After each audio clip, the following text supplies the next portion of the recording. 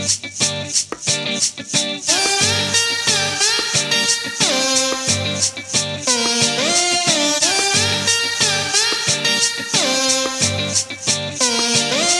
to you from deep in the heart of Texas, this is Punk Brats, a podcast focused on the lives and experiences of our military brats. We didn't serve, we got served. Now here are your Punk Brats, Rose and Lisa. Hey everybody, welcome back to the Punk Brats podcast. I'm Rose. Hey, I'm Lisa. And yeah, welcome to season 4. Woo! Yay! Thanks for hanging out with us again, y'all. Yeah. You guys, thanks for being patient with us. Rose and I didn't realize that when we started this podcast that now we understand why podcast people take breaks. You have to take breaks. But thank you for being so patient. And oh my gosh, Rose, season 4. Season 4. Can you believe it already? Wow. And I know I say this at the beginning of all our seasons, but it just takes me back to like when you said, hey, I have this idea. I love doing this with you too. And I'm so proud of us, season 4. And I'm so excited about the guests we're going to have coming up on season 4. Here we are. We're back. So Rose, kick it off for us. Yeah. So before we jump into today's episode, we wanted to answer a question from one of our listeners at the end of season 3. Kayla from Tennessee asked, are there any base traditions you thought were normal growing up that civilians would probably think are weird? I can think of one. I have one. Yeah. So, living on a military base, you have to have an ID card to even get on base. But it's not just about getting on base. It's also whenever you want to use any of the amenities, like the swimming pool, going to the library. You always had to flash your ID card, even though you're already on base. I mean, you had ID cards way before even your driver's license. We're little kids with identification cards. Exactly. Yeah, that's true. I mean, I had a wallet and a little purse that I had. And I was always like that anxiety of losing your ID card. Remember that? Yeah. Like when you couldn't find it and you're like tearing your room apart. I think through middle school, you wanted to go with your friends and then you were like, wait, but I've got to get back home. And we're like, right. But how it came in that brown color, like the ID card, like mine was so crinkled because I had bent it 1,000 times, put it in my back pocket. I still don't know how I never lost it. I mean, I did lose it probably once or twice because I remember like having that stress. But just the fact that we were responsible for something so important of an identification card going off base where anybody could have stolen it. And I don't know, I just... Well, I thought this was a great question because for me, there are just so many. I mean, I'm just going to we don't have to go into it, but just kind of rattling off the top of my head. Standing for the national anthem before a movie starts at the base theater. For sure. Standing at attention at 5 p.m. no matter where you were on base. If you're riding your bike or like swinging on swings and you're outside, you had to just stop what you were doing for taps. Yeah. Also, think it was totally normal, like when you hear sonic booms. Jets and like helicopters, or like, when they were doing it's normal, just explosions in the distance, and you're like eating dinner, and then there's a sonic boom, and you're like, oh, okay. Like I think for most people, like for civilians who don't live near a military base, even if they were to hear some of the noises we heard, they probably would just think it was like they're being invaded, like it was war. No, that's so true. You know what I mean? True. Yeah. We just kind of absolutely. And you guys go to our social media, our Instagram, Facebook. We put a lot of memes up on our Instagram and social. Also, one of my favorite parts, of course, was the random mix of cultures that most civilian kids don't grow up around. Because like one week you're at a Korean barbecue, the next week you're eating German food, and then someone's dad just came back from Italy with snacks. Oh my gosh, It's just so random. Everything is just so random. I love it. We ate so well. Yeah, I know. But hey, speaking of military brat communities, we've got something really exciting coming up. In April, we're heading to DC and for the Military Child World Expo. Yes, we are. We're going to be hanging out with a bunch of military brats and veterans and families, aren't we? Oh my gosh. It's the largest Military World Expo. And Military World Child Expo. Military World Child Expo. And it was founded by Colonel Adrian Schaefer. Hi, shout out to Colonel Schaefer. And we're really looking forward to partnering with her and the Stars and Stripes again at this expo on April 25th in Virginia, Arlington, Virginia. Follow us on our website and on our social media, www.punkbrats.com. We're Punk Brats on most social media platforms, just for the updates and all that to keep up. Absolutely. And if you've ever listened to our show and thought, hey, I bet those two are exactly the same in person, you would be correct. Come meet us. Yeah. I mean, I won't stutter as much when I'm in person. I mean, this podcast thing, I'm still trying. I feel like I still talk over my words and stutter and all that. I don't know how people do this for a living full time every day. It's because we're doing this as like just a side gig, and it's not like our everyday thing. And I think that's why our fans really like us. But I think that's why they like listening to us, and we see our numbers increasing. Because, if it really was like whatever. We are raw. We come in unscripted. All right. So now today's episode is going to be a really fun one. I'm excited.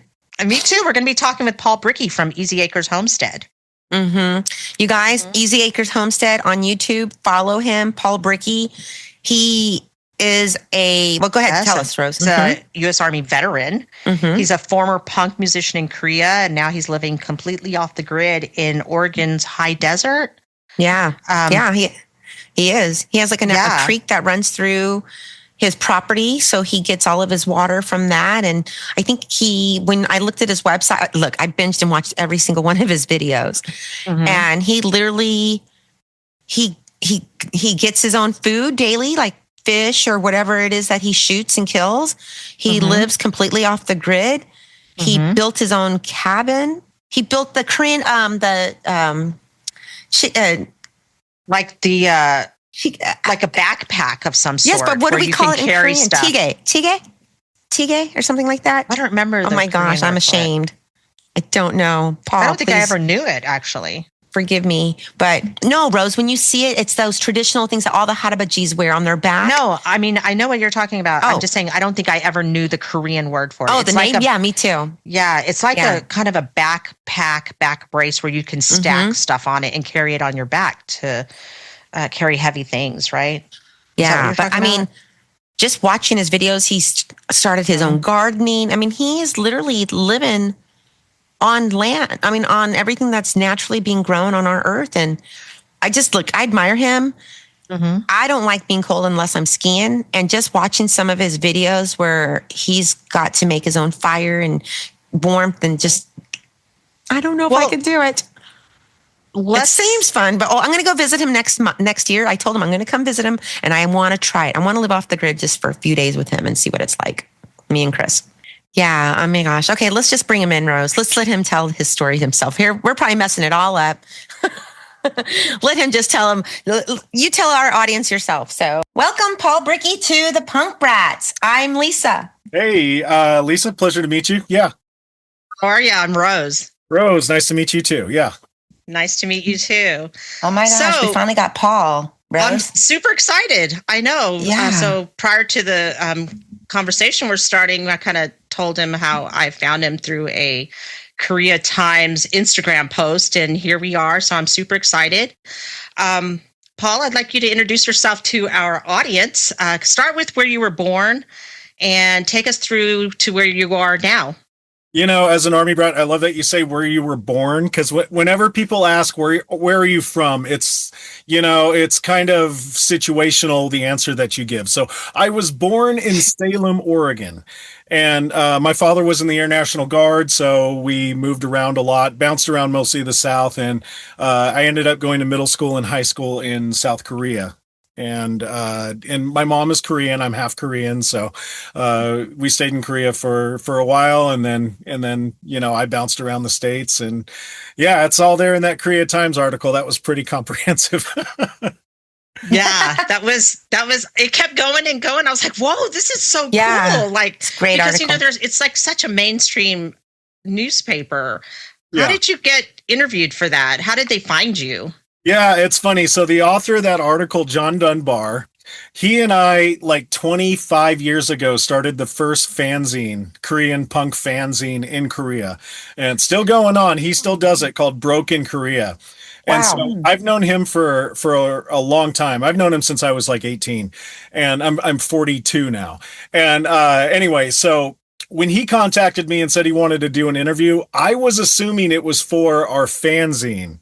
I didn't know he was doing this for the Korea Times until like later, because he was like, "Yeah, I really need to rush a deadline and get it before my editor." I was like, "Oh, snap. I didn't know that's what we were doing with it," so I kind of had to get on the ball about getting that back to him. But yeah, I've known John for a long time. He used to come to the punk rock shows since about 2002 or so in Korea. And yeah, he's been great for getting the word out there about the Korean punk scene. That's for sure. That's That's really very cool. cool. Yeah, I was reading that article and I was like, wow. You know what I love the most about that article is how you describe the Korean punk scene. Like, it's so opposite of the American punk rock scene, kind of like, they're just laid back, and it's not about doing drugs or hard alcohol and this and that. It was really about the music. Yes. Yeah, very much so. I said in that article that one of the things I really appreciated about the Korean punk scene was the lack of hard drugs. In Korea, you can't really get stuff. I tried. Yeah. It's not Amsterdam. It's not Amsterdam. I mean, it's not Oregon either, So it's, no 420 there. Absolutely. It was so different coming to the States and spending time and touring in the punk scene in the United States than what I was used to in Korea. So yeah, that's one of the big differences to me. Okay. So, when you were in the punk scene, you at one point decided that you were going to join the military. Yes, that's right. So let's segue into that, because I'm curious about that. I'm always curious about military brats who go into the military. Because in my high school, I estimate my high school, Yongsan, South Korea, Seoul American High School, probably about half of the males there join the military at some point in their lives, in my friend group or something, in my friend group. I do think there is something about Koreans too. It's sort of a martial culture in a lot of ways. I think there's societal expectations for men to serve, for people to serve. And, growing up as a military brat, it was something that was like kind of in my cultural realm. Yeah. And when you talk to people who are complete civilian, like Grace is a complete civilian, excuse me. And sometimes I'll use terms with her and not realize that that's kind of, that's kind of close to like not just the military, but the whole wider military culture, like, Army brats and military. And when you refer to Grace, do you mean your girlfriend who stays with you on the reserve, or the homesteading? Yeah. Yes, okay. Who lives out with me out at my off-grid homestead with me. How crazy is that? Okay. Hopefully we'll get to talk with her later. Go ahead, Rose. Sorry. So now segueing, your life is so fascinating. So we're just segueing from one to the other. And just a little caveat here. I actually went to Seoul American Elementary School. I didn't go to the high school, but went to the elementary school. Dolphin. Love it. So you're homesteading now. And you have a YouTube channel. At Homestead and have a YouTube channel. Yes. Can you tell us a little bit about that? And do you think that maybe being, like the DIY ethos of punk rock and also military life, do you think that kind of wired you for like self-sufficiency? 100%.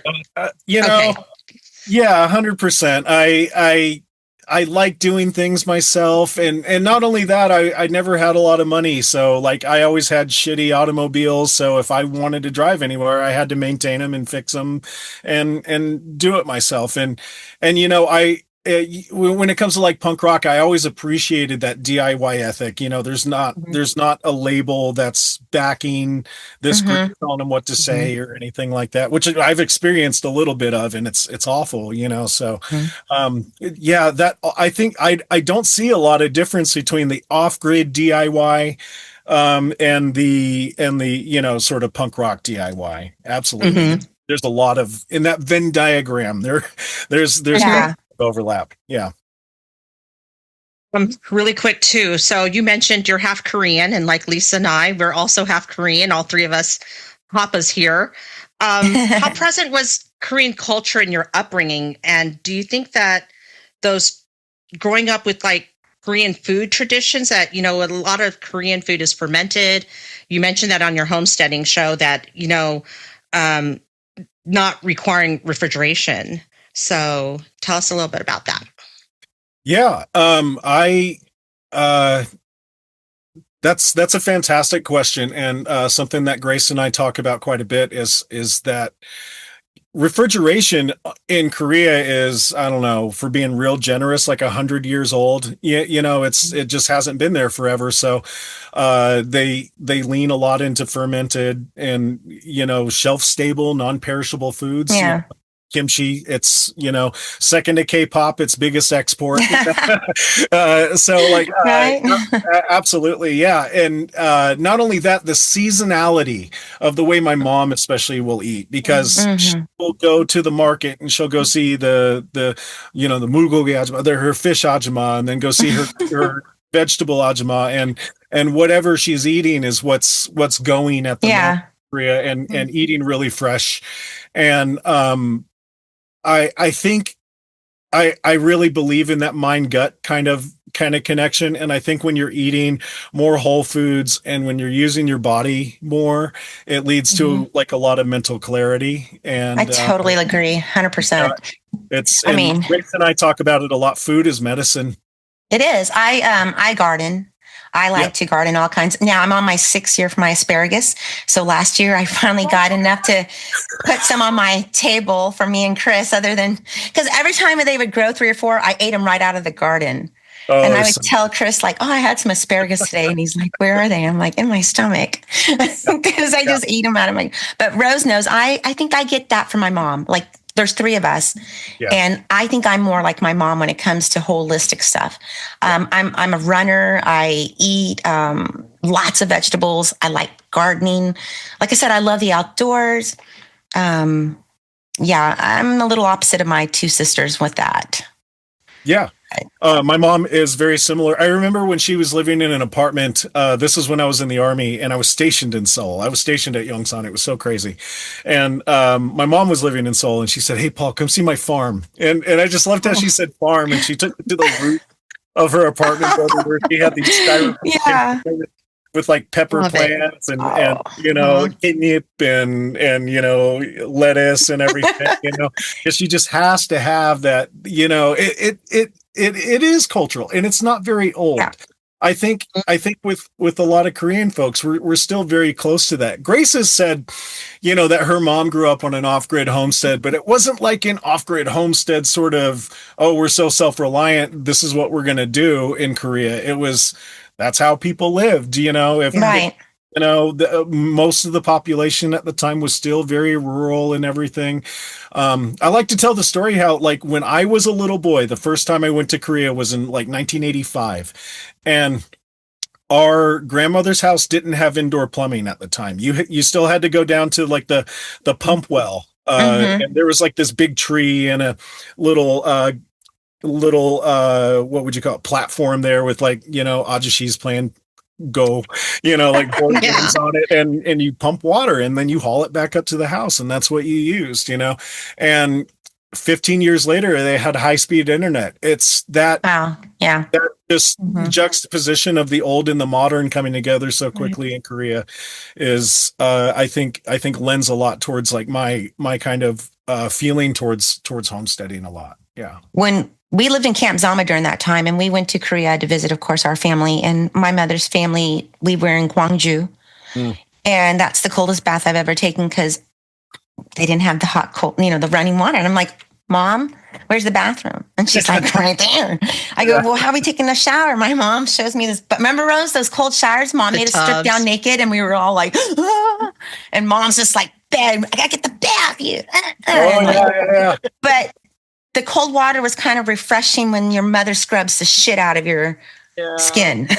You know what I mean? Because you're on fire and that cold water's, yes, and that cold water's refreshing. But you know what? I don't mean to backtrack. How do you answer the question when people ask you where you're from?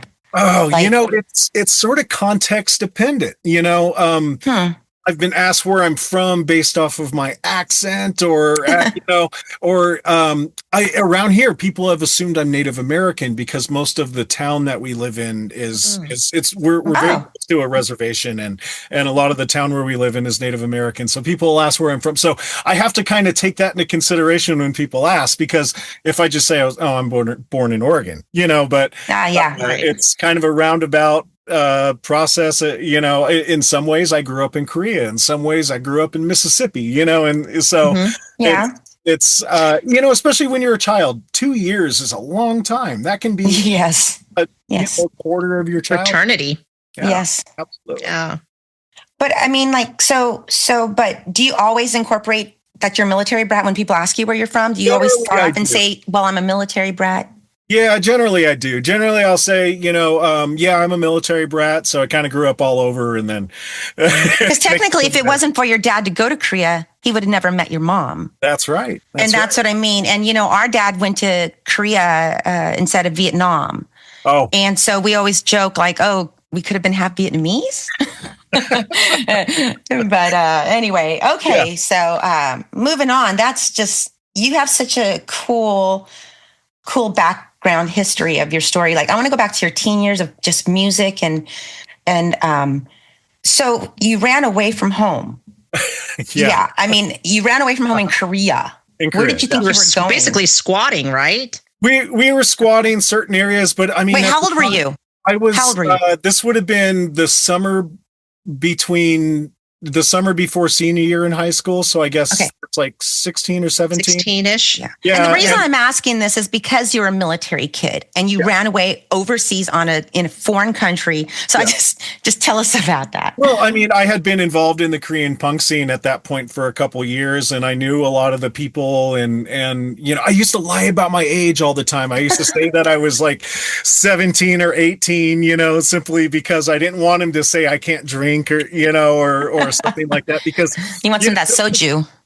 This was the late 90s, early 2000s in Korea. We didn't get carded or anything like that. And I mean, I was like, since 15, we would go and rent hotels fairly regularly, get all my friends to go party in them, and get into like a moderate level of shenanigans, to have fun, but nobody gets hurt, so. So cool. We would do that in Tokyo. Yeah. Same thing. Yeah. That's what I love about being military brats and talking to other military brats, is that we have these shared experiences, different circumstances, but shared experiences. Different shenanigans.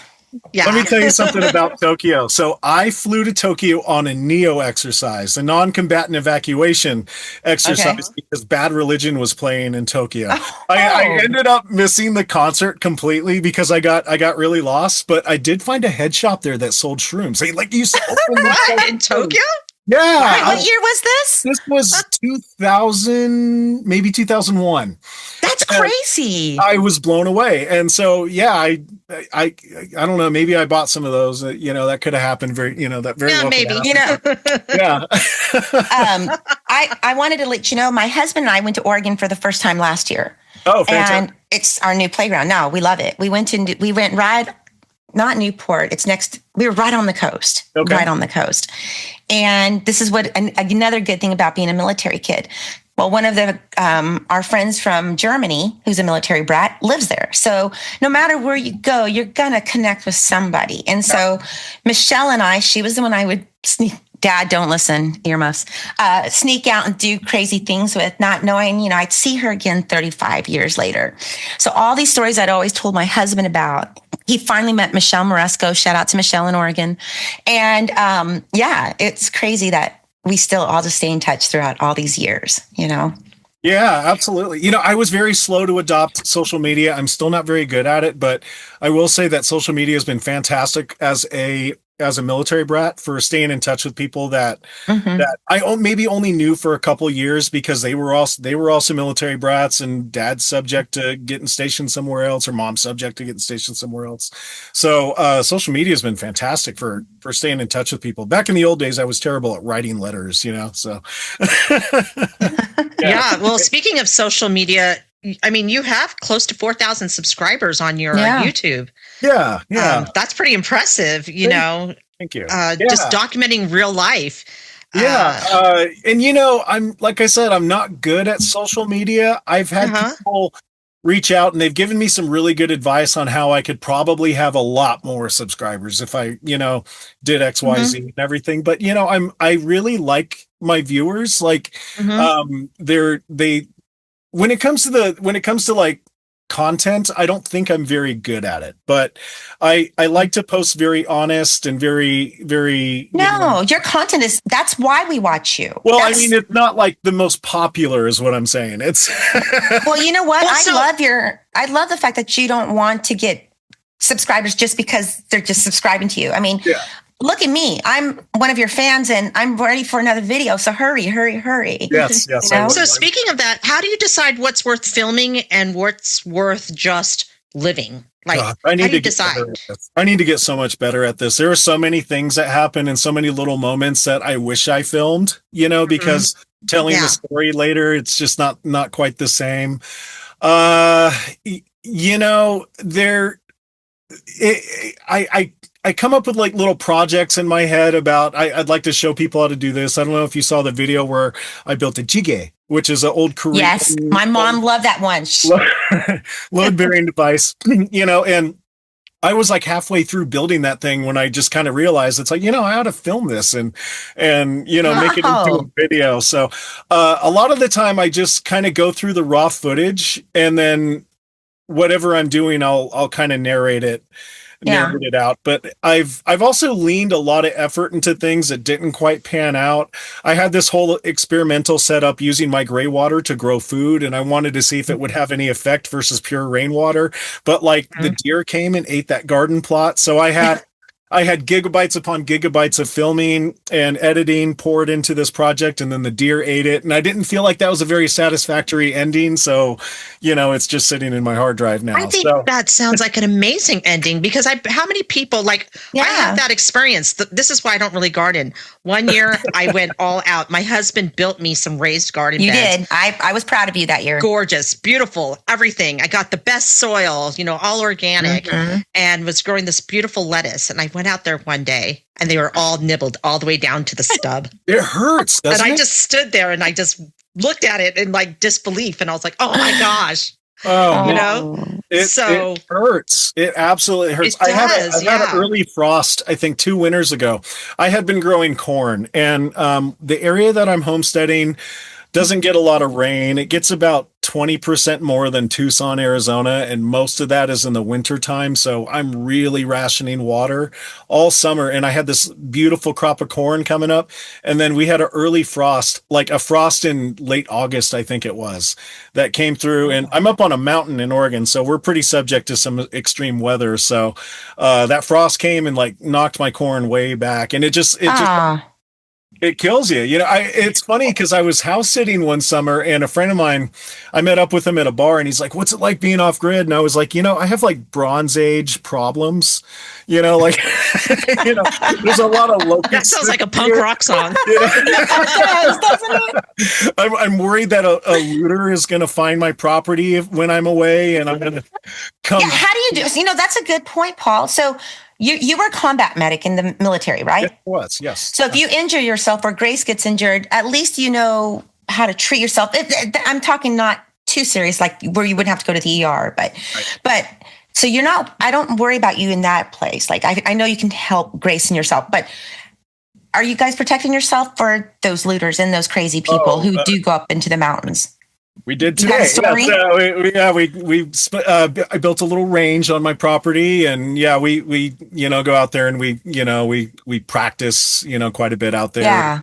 try to stay as tactically proficient as I can. But it is a thing that happens in this area. A good friend of mine, one of the first people I met when I was looking at land to go off grid, I was talking to him and getting a lot of real good advice from him.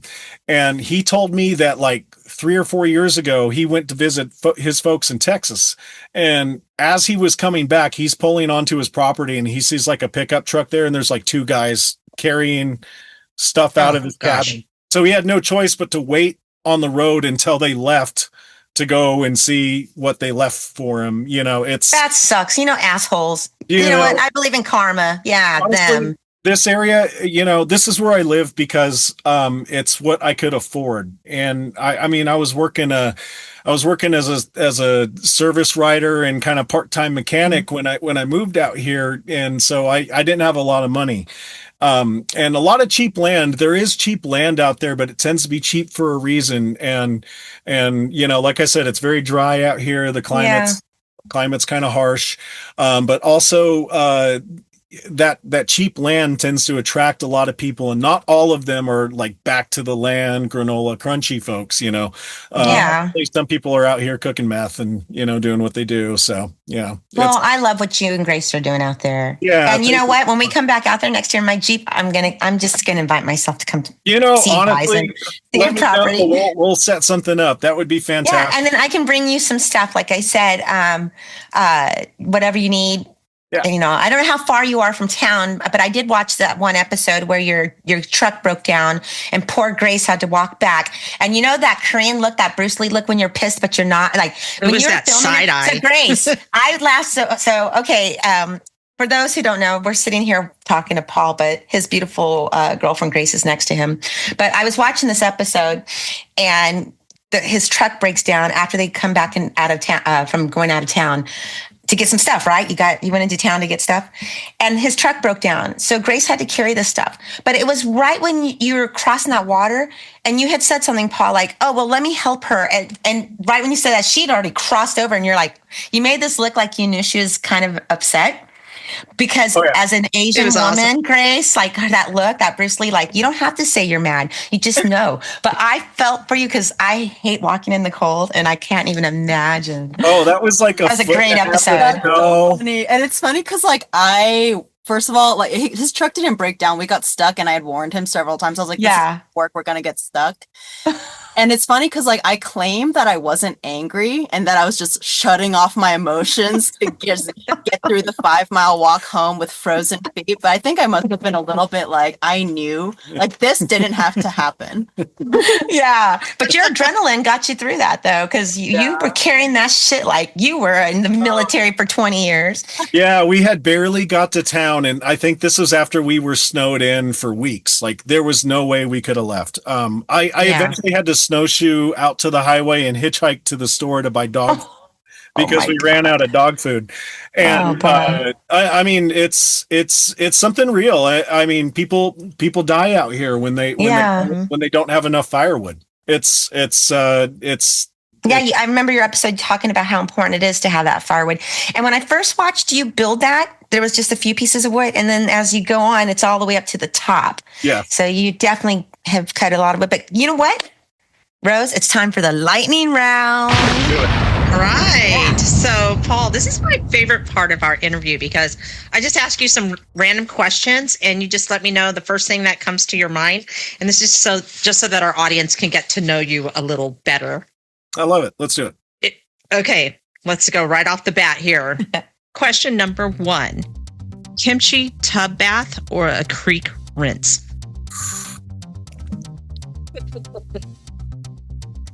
I wish I had a creek. We actually do both, so this is like a real question. We do both. Tub bath or a creek rinse? You got to pick one. The creek rinse. You got to have some grit in your kimchi, you know? Okay. Love it. Strong. Okay. Next, the last song you listened to. The last song I listened to, I know this. It was Lars Fredriksson and the Bastards, and it was Wine and Roses. That was the last song I listened to. All right. Awesome. Okay, next question. Korean comfort food of choice. Korean comfort food of choice. Initially, I wanted to say dakganjang, The crispy chicken that's just so sweet and spicy and delicious. But Korean chicken's good. Oh my gosh, Korean chicken. I'm gonna go with grilled mackerel though. Okay. Kodungo. The smell reminds me of my mom. Delicious, oily fish. Yeah, absolute. Oh, it's a beautiful answer. Okay, next question. Your favorite guitar player? Favorite guitar player? Joe Strummer, The Clash. Yeah. Oh, yes. Okay, a tool or item you cannot live without. A tool or an item that I cannot live without. I can tell you this too. It's this little chopper machete that I bought at an estate sale. I don't know the brand or anything, but the handle on it keeps breaking, and I keep replacing the handle. But every time that handle breaks, I keep falling behind on my schedule, because if I don't have that little chopper, I can't do like my fine woodwork with it. Like I just got a new handle on it, so I'm excited to get the greenhouses fixed. But yes, it's that little wood chopper. It's so funny. Okay, cool. Fantastic. Okay, next question. Straight edge, soju, or whiskey? Soju. Hunting or foraging?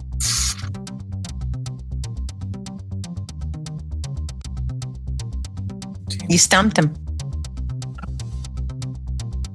Hunting or foraging? Oh my gosh. You get more the longest pause. Yeah, the hunting is really good, high quality food, but foraging is more sure. I'm going to go with foraging. Yeah. Okay. I'm going to go with foraging. That sounds cool.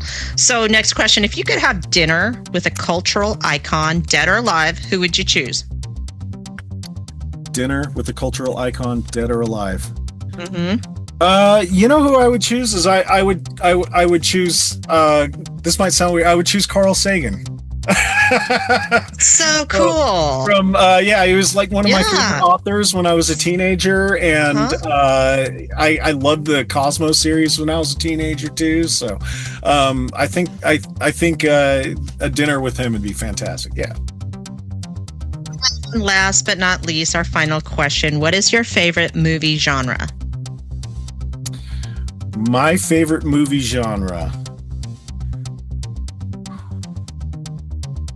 Probably horror. Probably horror. Ever since I was a kid, like I loved going to rent movies at the little Korean video store, and absolutely loved getting loved horror movies ever since I was a kid. Yes. Can I ask was that it? Was it? You survived, you survived it. You did amazing. Well, you know what? Can I ask a couple of questions that are lightning kind of round questions that I'm just curious about? Go ahead. What's your favorite lyric you didn't write? My favorite lyric I didn't write is The Clash. Yeah, what's one of from the song the Palais song where he says, "They got Burton suits and you think it's funny, turning rebellion into money." I always loved that. I always love that. In the Guns of Brixton, the lyrics to that have been on my mind. But let me change my answer to that real quick. There's an old punk band called Zounds. Not a lot of people are familiar with them, but they have this 8-minute song called "Did He Jump or Was He Pushed?" And there's this like line that repeats in it over and over again, and it goes, "All the world cannot be wrong. It must be me. I don't belong." And I always really relate to that line, But yeah, Zounds is a fantastic kind of very old school anarcho punk band. I recommend people check out. I will definitely be checking that out. Yeah, this has been an amazing. First of all, and thank you for your service, Paul, for everything you've done. Really. We have a few minutes left, and can you please introduce the beautiful lady next to you? I just did that shout out, Grace, and all of a sudden they heard this woman talking in the middle of our interview. So tell everybody who she is. Oh my goodness! So the woman next to me is my girlfriend Grace, and it's so funny. Earlier you were talking about we were trying to reach you, and I can be kind of hard to get a hold of. But she did the same thing. It's so crazy. She was a fan of my YouTube channel who reached out to me and tried to establish contact, and it took so long because For a while, I thought I was being catfished, and but She's like, no, I'm real. yeah, because she's incredible and gorgeous. But yes, this is my girlfriend Grace. So let me tell you guys a little bit about Grace. First of all, go to Paul's. Paul, what's the channel for Instagram for them to find you? On Instagram, you can find me at Easy Acres Homestead. Easy, the letters EZ Acres Homestead, and I have my Instagram there. Mm-hmm. Okay, and your YouTube? My YouTube is Easy, the word Acres Homestead. If you type in Easy Acres Homestead, you'll find me. Okay. And so the beautiful Korean lady in the Instagram videos and the badass making the kimchi, carrying the gun and all that, that's Grace. So Grace, tell us a little bit about you. How did you end up living off the grid? I was, at the time I discovered his channel. This was 2024. I was living in a school bus because I was taking a break from work. I'm a data scientist by trade, but I was taking a break and I was working with Mustangs. I love horses. I was working at a Mustang sanctuary full time, and the only option was to live in a bus, like a school bus that had a bed in it. It was cute. And before that, I'd always just lived in a house. So I was like, wow, I actually love living in a bus, like, super cheap. I'm saving so much money. I'm playing with horses all the time. And then I just got kind of curious, and I think the algorithm just like read my mind and was like, oh, do you want to like see this content about this ideal type you have? Yeah. I love it. I started following him. Oh my gosh. I was like, is he single? And I felt bad because he had this one video where he mentioned he was lonely, and I was like, perfect. This is so romantic. Oh, and then, so I love the Korean connection. That's just a coincidence. You guys happen to be Korean. Yeah, I really like, being Korean American specifically. Yeah. I really feel like I'm at home with him, and it's just really special. And I always dreamed of the perfect man, and it almost felt like too much to ask. Like, could he also be Korean American? But I got everything I asked for. And I drove from New York, where I was living at the time, all the way to Oregon. Oh, what a change. We finally connected, talked on the phone for 2 months, and I was like, okay, well, I'm going to like move in now. Like if your girlfriend said, hey, I'm moving across the country to move in with this YouTuber that I met 2 months ago, and off grid, you know what I mean? And I'm going to his cabin. What would you tell your girlfriend? You would tell her not to go. Of course. She's like, it was a really location services on is what I would tell her. Like your girlfriends. Yeah. Location services are always on with me, but like it was a really green flag that all my girls were like, yeah, of course you're going to do this. But my mom watched the channel with him. She liked his she does. My sister watched it, and she was like, we all know you're going to go over there. So just tell me when you're going to go over there. Is this something that you guys want to do forever? Like, is this the plan, or is this just something that y'all are experiencing? Like, how long do you see yourself living off the grid? We want to, so Grace has a pretty good paying job right now. So we want to save some money so we can get some better suited land, where we can do more stuff. And it may not be off grid at that point. It may be on grid, but, Grace still wants to do work with Mustangs. I've had this dream of starting some kind of, what do you call it? An outdoors program. Like an outdoors program, especially for like, city kids who don't get the opportunity to go hunting or fishing. I also love working with kids. I worked as a tutor for a while before I went back, so I can. Loving working with kids. I love kids. For 12 years. So my background was hospice. And so for 12 years, I did a children's bereavement camp. And so I took kids, camping for 3 days. And I'd say about 10% of our kids were hospice related, just, because they lost a loved one to cancer or something like that. But a majority of the kids we got were throughout Texas, were crisis. It was crisis, can't talk, y'all. Tragic accidents. Yes. Yeah. And, but it taught me to be not just being a military person, but when you work in hospice and you see end of life, you learn a lot. I'm blessed. I mean, Rose, right? We're blessed. We lived around the world. We have friends around the world. Yeah. The military, it's a totally different culture, right? Yep. And we got to experience it. And we still are, because that's what I'm saying. Look how old we are. I mean, you're younger than us, but the thing is that even at our age, we're ageless. We don't think about how old we are. We just do. And when we get together, we just go with the flow as being brats. We're military kids. Yeah, when I was a kid, I hated it. I hated that I didn't have, like, my best friend that I've had since kindergarten. That was not, within my experience or anything.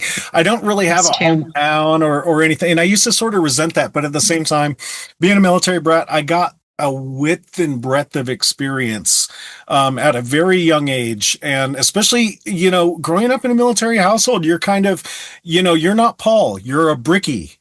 You know what I mean? Yeah, that's what I mean. Remember who you are. Dye your hair and put metal in your face and walk around on base. It's like, yeah, it can be a thing. Exactly. So yeah, it is a very sort of different culture and unique culture, like you absolutely. And I love like how Grace can understand that, because from the Korean culture. But Grace, how do you see the military side of him too ever? Does it come out? Oh, absolutely. I think it's a little compatible because I do a lot of extreme sports. And like I'm used to coaches being like, 3, 2, 1, go. Like I'm used to like, I'm not like, oh my gosh, he's hurting me. So it's like, it fits. And actually, like, I love training with him. We shoot bows together. We shoot guns together. We ride our dirt bikes. So like, there's a big overlap. And in my communities, like I meet veterans all the time because I think a lot of the military like extreme sports too, especially skydiving. But I definitely see the military influence. But I also like, my dad was a martial artist and he also raised me with a certain amount of discipline. And I also see that sometimes being really disciplined and listening can save your life. Like as a civilian, I've also experienced like gun violence and trauma. So like I kind of work well with someone who has like that training and background. Like we agree on a lot of things and, we listen to each other. Well, I guess you have to, because it's only the two of you all out in the middle of nowhere, really. Yeah. And that's why I wish I could be a fly on the wall to hear what you guys talk about like every day. I just love you guys together. Look how cute they are, Rose, aren't they? No, totally. I wish y'all could see them. Go to the Instagram page, you guys. Follow Grace and Paul. You will learn a lot. Awesome. Yeah. Yeah. So, hey, unfortunately, we have to close this out. But Paul, what would you like to share with our audience? What would you have anything to plug? Yeah. I'll just plug my YouTube channel. Like you guys said, there's been kind of a lack of content lately, but I'll come around to that. And I promise, that is Easy Acres Homestead. You can also find me on Instagram at EZ, the letters EZ, Acres Homestead. I'm pretty prolific on Reddit as well. I post a lot on various subreddits, and very well known on the Off-Grid subreddit. And I'm there as Easy Acres Paul. And so, like I said, I'm not terribly good at social media, but I try to do what I can. So. No, you're doing a great job. And now, like you said, Grace can help you. But we actually, Rose and I started the Reddit community Half Korean. Oh, fantastic. It's slowly coming up. I don't know how many followers we have, but it's coming up. It's I'll subscribe to that for sure. Yeah. Yeah. Mm-hmm. So, Rose, is there anything you want to say? No, I just have one real quick question. Yeah. Just a cultural thing. I know. I keep wanting to talk to them too. I could talk to you guys forever. I know. I mean, we just have so much in common. There's like the whole music part of me. I just want to, but anyway. So the Olympics are going on right now.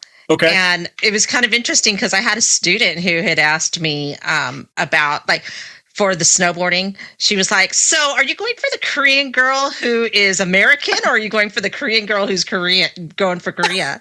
And I thought about it and I was like, oh my gosh. I was like, well, I'm proud of both of them, actually. Thought it was super cool that we had two to root for, And then they end up winning gold, and Korea won gold, and, the U.S. won silver, I think. Oh, Kim, I don't know if you're following the Olympics. I wasn't even aware. I'm really horrible. I didn't even really was aware that the Olympics were going on until me neither. She asked me that question.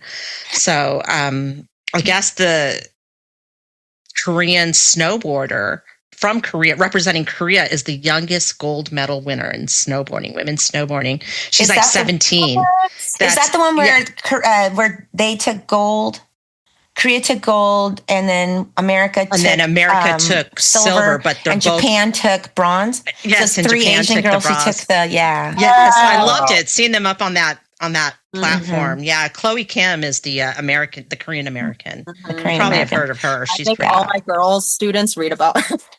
Yeah, right. Yeah. Yeah. So Rose, how do you always shut us down as military brats? Okay, so we never say goodbye. We always say see you later because we're gonna cross paths sooner or later. So see you later. All right, Rose, Lisa, thank you so much for this opportunity. I'll see you guys later. See you later. Oh my gosh, another great interview. Lisa, that was such a wild journey. I mean, talking about punk clubs, military life, building a cabin, living like just out off the grid. And girlfriend Grace joined the conversation too, which we weren't expecting. So we loved it. His lady friend who also lives on, her story was crazy. Living in a school bus and for 8 months, working with a Mustang sanctuary and horses. Oh my gosh. You guys, check out this episode. Hello. I mean, she met him on the internet. She traveled to go meet him. Yeah. That woman is fierce and a warrior. She is a warrior. And she's Korean. Yes. So, oh my gosh. Paul, thank you so much for your time. What a great interview. Yes, it was so good.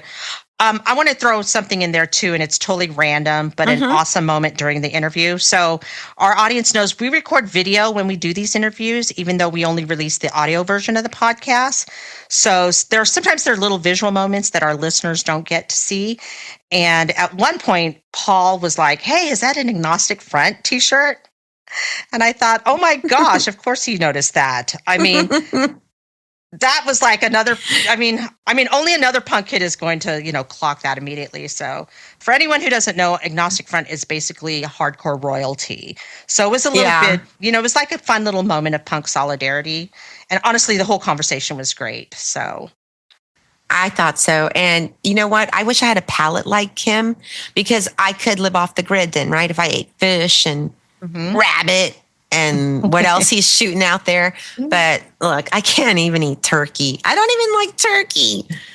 So there ain't no way in hell I'm going to eat much fun. A freaking rabbit. Yeah, this was honestly like one of my favorite episodes. Yeah, mine too. What a way to kick off season 4. Woo! Yes. And you guys, again, we got great guests coming up. Check out our website at www.punkbrats.com to learn more about our guests and see some pictures to highlight them. On Facebook, we're Punk Brats. We're on Instagram. We're on TikTok. You can find the Punk Brats. And give us a call at 512-254-5989. Share your stories with us. Tell us where you are in the world, right, Rose? I mean, record your message. We love hearing them. And it's so much fun going through them every week and picking out our favorite one to highlight. Maybe it'll be you. That's right. All right, Rose, on that note, what do we say? See you later, Lisa. See you later, Rose. I'm Ashley calling from San Antonio. My question for the podcast is, if you could say one thing to your younger military brat self, what would it be? Bye.